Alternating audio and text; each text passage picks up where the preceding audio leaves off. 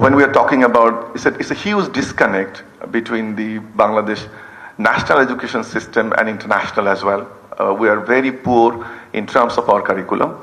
In relation to the ranking of our primary, secondary, and higher education grades, we are almost half of the equivalence. For example, currently our 12 grades is evaluated as grade 5, grade 6, and our 5th grade is evaluated as class 2 grade internationally.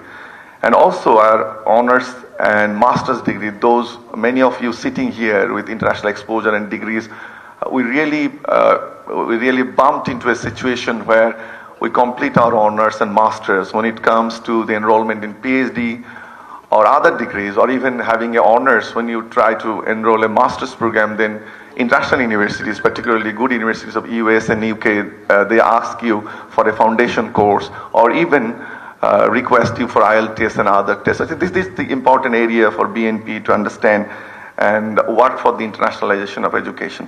And the second point in this is what is very important is the collaboration with the international universities. And also, BNP needs to think, when they are saying internationalization of education, is the cross-border education.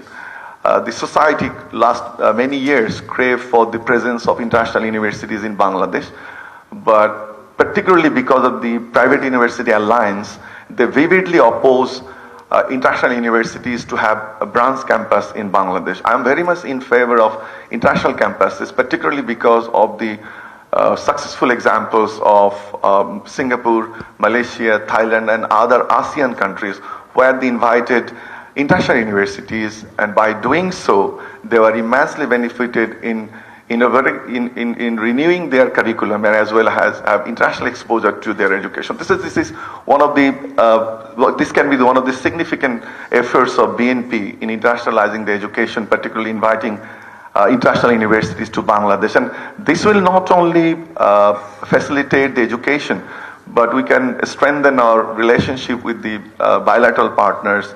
We can enhance our diplomatic relations, because track to diplomacy is also very important.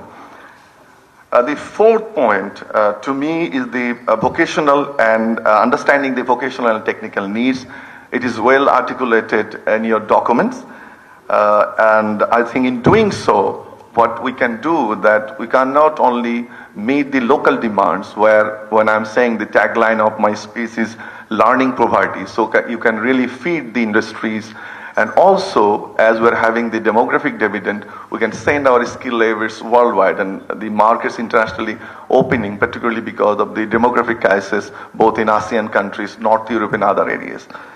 But one thing is important, the recognition of our vocational curriculum. I think we have experimented a lot, and our vocational training center, all the TVET center, particularly under the government, 80 TVET center across the country, are having the problem of international recognition. So it has to be thought that how can it be recognized? We can offer international boards like Cambridge, Edexcel, and other City and Guild and other educational boards who can recognize our vocational degrees.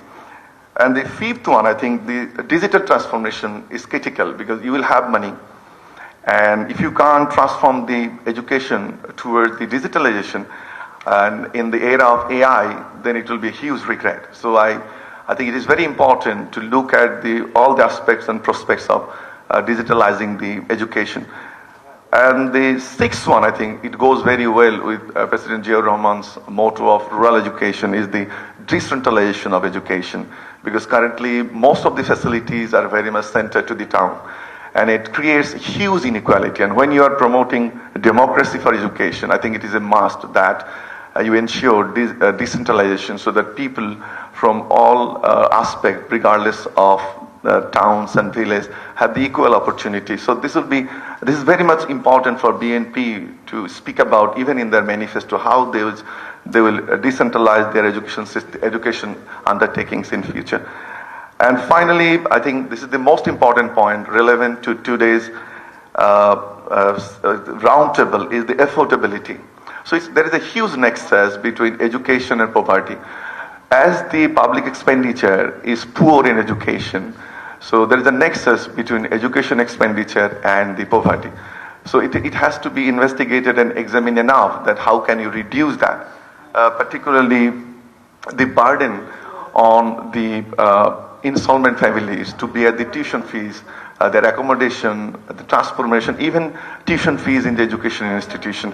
Thanks to Begum Khaleda Zia, who made education free for the girls, provided a scholarship. So I think this can be a renewed approach from the BNP to ensure affordability to the of education. That will ultimately reduce inequality. This is what is one of the expectations of democracy.